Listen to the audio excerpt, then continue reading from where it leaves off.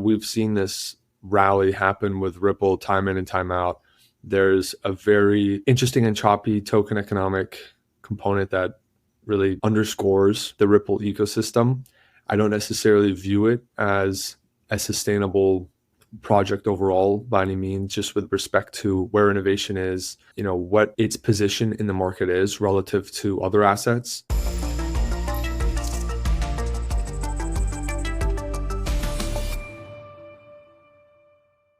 We all want to believe in something. In Chinese, belief also means trust. We want to trust our systems and each other so we can build a future beyond what we know. Join us at Consensus Hong Kong, where belief becomes real. Hello and welcome to Markets Daily, hosted by me, Jen Sanasi. On this show, we navigate the currents shaping the crypto markets, providing insights against the broader financial landscape. So whether you're actively trading or simply fascinated by the volatility that is the crypto markets, this show is your compass to understanding what's happened, where we are, and where we're going. On today's show, we have General Partner at Innovating Capital, Anthony Georgiades, joining us. Anthony, welcome. Thanks for having me. Of course, thanks for being here. Right off the top, I got to get your thoughts on reports that are coming out this morning. They're citing the New York Post, and the reports are saying that the incoming president might consider not only a Bitcoin reserve, like we've heard in the past, but a crypto reserve, prioritizing Sol and XRP. Talk to me about making sense of this news. Is this something that could happen? And if it did, what would it mean for these assets? Yep, definitely. I think that's the most interesting part. It really isn't even speaking to a crypto reserve based on Bitcoin. It's totally prioritizing US founded coins, USDC, Sol, XRP, and that obviously permeates through Trump's overall administrative policies in terms of just nationalization, and obviously taking those same nationalization efforts and leading them towards his digital asset strategies, really emphasizing pure American innovation while potentially sidelining Bitcoin's decentralized ethos. So it really has its pros and cons on both sides. On one side, obviously, the overall effect of looking towards a crypto reserve is extremely positive for the broader digital asset economy itself, but focused on nationalization efforts and potentially leaving certain decentralized assets on the sidelines also has its implications. Let's talk a little bit more about that, because that's interesting, right? We're talking about all American assets here, all American cryptocurrency, and that's, great for projects here in America. It's definitely a real pivot from what we've experienced over the past 4 years. But it begs a question about what happens to projects, to cryptocurrencies that are purely decentralized, like Bitcoin. I'd love to hear more on your thoughts there. What happens to the decentralization ethos of this industry? It's fascinating because as it stands today, there's truly only one token that is sufficiently and purely decentralized, and that is Bitcoin. These other projects, these other Web3 economies, all have the foundational strengths and ability towards a path to that level of decentralized ethos as well. We're still in the early innings of many of these projects. Solana, for example, still has a very tight-knit validator set, certain controls with regards to governance and things like that, but there's the framework to get to a level of decentralization.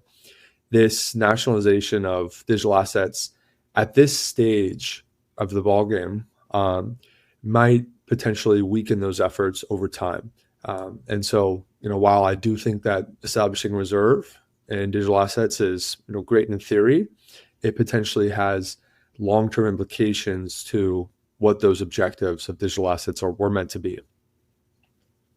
Yeah, we've been talking a lot about XRP and Sol on this show over the course of this week. As you know, XRP is creeping closer to an all-time high this morning. There's a lot of chatter about the potential for a Sol and or an XRP ETF under the new administration. Talk to me a little bit about what you're watching from an XRP and Sol standpoint. I think ETFs are great, for the market overall, especially when we saw what happened with GSOL recently. It's not necessarily a true ETF. People thought it was when they were acquiring it. neither here nor there. But I think generally speaking, what is happening right now is really this regulatory overhaul. Obviously, plans to dismiss Gensler, which he's already noted he's stepping down, repealing restrictive measures, Operation Choke Point 2.0 effectively, are easing a lot of those regulatory hurdles that were really kind of had a dark cloud over certain parts of the crypto market, such as Ripple. Obviously, we've seen what's happened over the last few years there from a regulatory standpoint. And then obviously a lot of the high level appointments, whether that's David Sachs or just pushing forward an AI and crypto native administration, is definitely getting a lot of people excited on those regulatory frameworks that hindered certain projects from moving forward, particularly those US based ones. Yeah, I want to, if we look at the market a little bit more broadly, I just pulled up some of the tickers on CoinDesk here. Markets are looking kind of flat this morning, but then we have XRP up just over 16%. We have SOL just up around 7% right now. Why do you think, let's focus on XRP first. Why do you think we're seeing this big rally just before the inauguration? Do you think it's going to continue? Mm-hmm. Yeah. So, I mean, obviously there's been a rally across the market. XRP is definitely one of them that's caught in obviously a lot of attention and wind.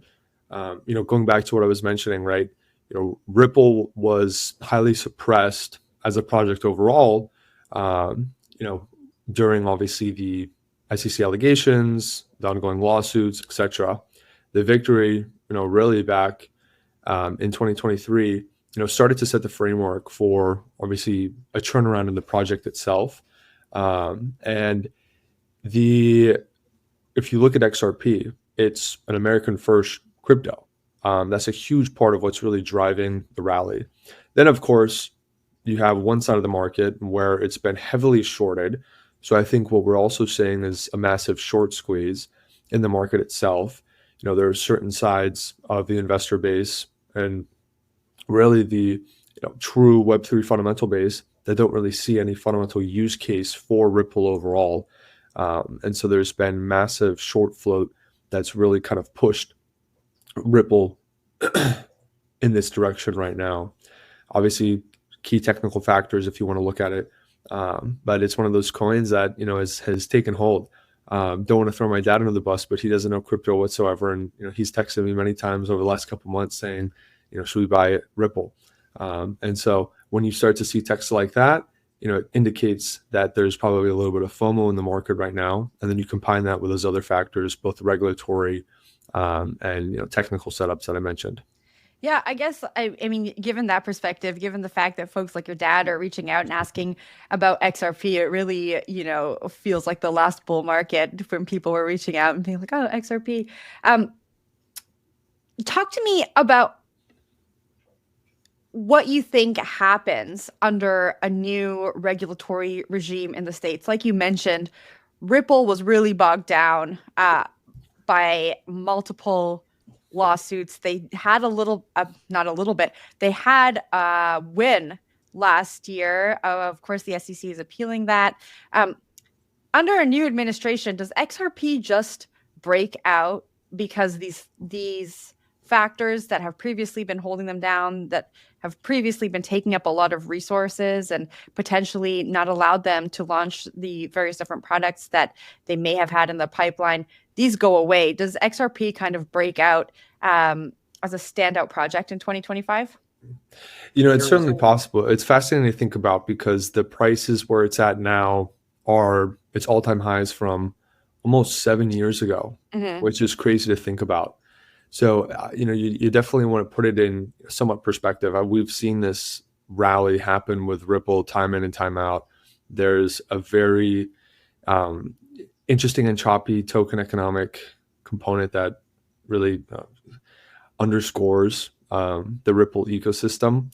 I don't necessarily view it as a sustainable project overall by any means, just with respect to where innovation is, what its position in the market is relative to other assets, particularly as some of those unique money type features of Bitcoin are starting to pan out and whatnot.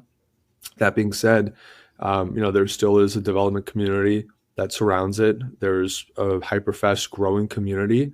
And so, this could potentially be the cycle and the regulatory tailwind to push it forward and have it find a cementing and really lasting place in the market. Now, I'm asking you for pure speculation here. Do you think we see a crypto reserve with all American coins come to fruition this year? It would be highly unlikely to see that come to fruition this year. While I'm extremely bullish and pro that happening, I think that happening in that sort of a period of time, particularly with how legislation moves, would be quite surprising. Just given all the underlying requirements that go in with that, from custody to security to whatever it might be. And again, back to really the key point at the onset, how do you handle obviously governance of those protocols at that point in time? If you go acquire 30, 40, 50% of the outstanding float of Solana, then really what is the point of Solana at that point in time? If you have obviously that underlying control, it's never going to be better than centralized protocols or network. It's never going to be faster. It's never going to compete with Visa or whatnot. What's really the point? Yeah. I want to talk to you a little bit about Bitcoin, especially ahead of the inauguration on Monday, but I want to dig a little bit deeper into Sol. We talked about your views on XRP and some of the developments over at Ripple. How do you see Sol performing over the course of 2025? Is it one of the standout projects, or do we see it get dethroned by one of the many projects that are chasing it and giving Solana a little bit of a run for its money?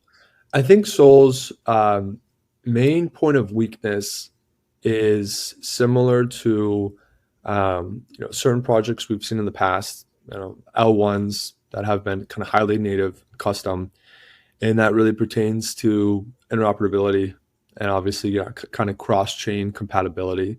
And from a ecosystem perspective, they've largely been focused on just full disclosure, we've been an early investor for quite some time, so very pro Solana overall. But I think the weakness really falls into the kind of, we will build it and they will come sort of narrative. They have been less focused on innovative measures towards a cross-chain ecosystem and more focused on Sol native applications and innovation under kind of the confines that they will continue to capture development mindshare. They'll continue to capture interest in obviously new ecosystem development measures and whatnot. And I think that is a little bit of a slippery slope if you have the thesis that we do with regards to the Web3 ecosystem, which is that it's going to be a multi-chain approach of many different ones that can communicate in real time and all have their own strengths. So my point being is, while we've continued to see steady growth, whether that's NFT activity or DeFi activity or volume or whatever it might be, they've continued to really operate in an island of its own, limited by a handful of purely centralized bridging technologies and whatnot, and don't necessarily have the same level of multi-chain compatibility that a lot of the other L1s have established over the last couple of years. So definitely anticipating and excited to see how that really pans out this year. Okay, let's move to Bitcoin now. Bitcoin had a big rally at the beginning of December. We've seen a little bit of a pullback. It looked like it was going to touch $100,000 this morning, but it's back. Oh, it just dropped below $98,000. So talk to me about how you expect to see Bitcoin perform. Of course, everyone is watching Monday. That is when the incoming President Donald Trump, is going to be sworn in. He's going to take office. Does Bitcoin go to the moon after that? This is an interesting one as well, because it's right now more than really we've We've seen it a little bit here, because there was a point in time over the last year or so where it really broke away from being that risk on asset, and that's always been really our long term thesis here, that it's really a safe haven, diversified digital asset that doesn't necessarily have tight correlation to obviously more debt based economy type measures. Then last week, obviously, we saw an amazing job report, great economic news, bad market news, right? Concerns over whether or not there were going to be certain monetary policy measures in place leading towards rate cuts as fast as we anticipated. And you saw a sell off in the market, and that obviously impacted Bitcoin dramatically as well. But we saw a lot of strength over the last few days in BTC. I think that kind of goes back to obviously what we've been talking about from a regulatory standpoint. So I think there's a little bit of a push and pull here right now, on both the monetary policy side, Bitcoin behaving a little bit more like a risk on asset, versus the fact that, hey, there are a few catalysts in place here that may push Bitcoin into a completely different segment of the market pending this current administration. And so there's a lot of speculative trading going on right now, leading to a lot of this choppiness. I guess on that note, do you think we're going to see a sell the news event happen on Monday? If you look historically speaking, it would potentially indicate so. But there's so many other factors in the market nowadays. Obviously, ETF flows are a huge part of it, necessity towards rebalancing and whatnot, that really drive a lot of the price movement, volume, etc. And we've generally seen much more stability relative to these one-off catalysts. The choppiness over the last couple of months as well has also been in part with a number of institutional players that have really come in and started to really trade Bitcoin, both short and long. And there's been an exceptional amount of short float available, and I think we've seen certain short selling pressure over the last couple of weeks as well. But I think all of these factors have created a little bit more of a less volatile market than what we've seen in previous years. And so the new news events, I don't anticipate as being as detrimental as potentially a few years ago. Okay, as we wrap up the show here, I'm going to ask you for two predictions. If you don't want to do them, it's totally okay. But where do you see the price of Bitcoin heading towards the end of the year? What do you think we're going to hit this year? I won't say this year, but I will say, and I stand by this, Bitcoin's obviously a multi-million-dollar asset in my lifetime. And I continue to firmly believe that. And, I wouldn't be surprised if it was $250,000, by the end of the year whatsoever. Okay, and second, this is not really a prediction. It's more, I want to draw a little bit of your knowledge out for our audience. What's the one thing you think that people who are watching the markets, people who are investing in crypto, are not paying enough attention to right now? Mm-hmm. I touched on it a little bit with regards to some of the multi-chain compatibility. People are obviously diving into meme coins. They want, to make the quick trade.